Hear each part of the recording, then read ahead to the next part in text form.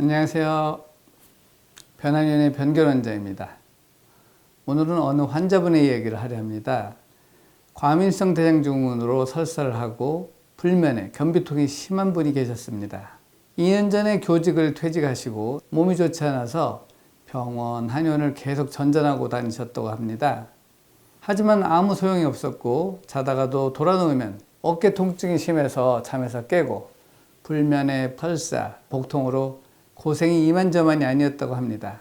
그런데 본원에서 치료를 하면서 우유가 어떤 사람에게는 치명적으로 해가 될 수 있다는 사실을 알게 되었고, 우유를 끊으니 점차 통증이 줄고 잠도 푹 자게 되어 이제는 배고픔도 느낄 수 있다고 합니다. 그런데 뒤돌아 생각해 보니 재직 시절 우유를 아이들한테 반강제적으로 먹였다는 사실을 깨닫게 되었다고 합니다. 초등학교 선생님으로 재직하고 있었는데 아이들한테 우유를 먹으면 칼슘이 풍부하기 때문에 키가 크고 뼈도 튼튼해진다고 일러주며 우유를 먹는 시간까지 정해서 다 먹은 아이들에게는 스티커를 붙여주었다고 합니다. 지금 생각해보니 죄책감이 든다고 말씀하셨습니다. 3, 4년 전부터는 우유 섭취가 선택사항이 되어 지금은 우유를 먹을지 말지 선택할 수가 있으면 몇십 년간 우유는 의무 강제 급식이었으니 어쩔 수 없었겠죠. 아직도 우유는 완전식품으로 알고 있는 사람이 많이 있습니다. 그런데 정말 우유는 안전한 완전식품일까요? 사실 우유는 유해성분이 더 많은 중독성 식품이기도 합니다. 우유에는 여러 가지 영양성분도 많지만 카제인 단백질이 들어있는데 이 카제인이 소화가 되면서 카소모르핀이라는 성분을 분비합니다. 카소모르핀 성분은 마약성 펩타이드로 뇌 유사 마약 성분처럼 작용하기 때문에 신경계나 면역계, 내분비계에 문제를 일으키며 뇌 기능에 나쁜 영향을 미치기도 합니다.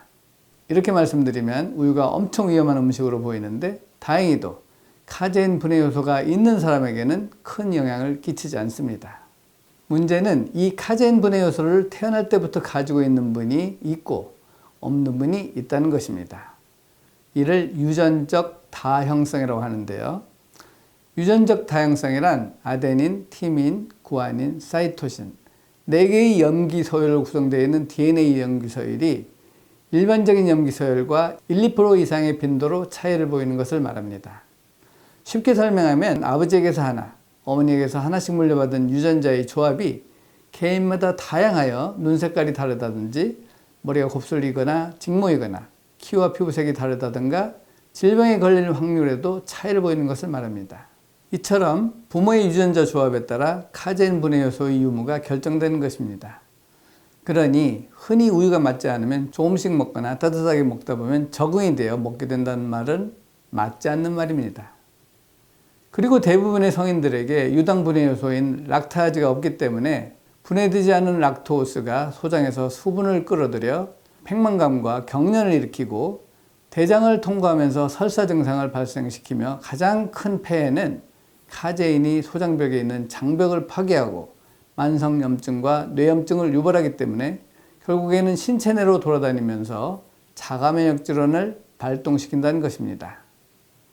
우유는 절대 안 돼! 라는 웹사이트가 있는데 사이트를 살펴보면 우유가 알레르기, 당뇨, 치매, 천식, 유방암, 심장병, 비만, 불임, 우울증 및 각종 신경학적 질환의 발병과 연관이 있다고 밝히고 있고, 본원에서 IgG 검사라는 지형성 만성 음식물 알러지 테스트를 한 결과 1000명 중에 약 90% 이상이 우유에 항체가 있어서 우유를 먹으면 몸에서는 바이러스로 인지하여 공격한다는 것을 알 수 있었습니다.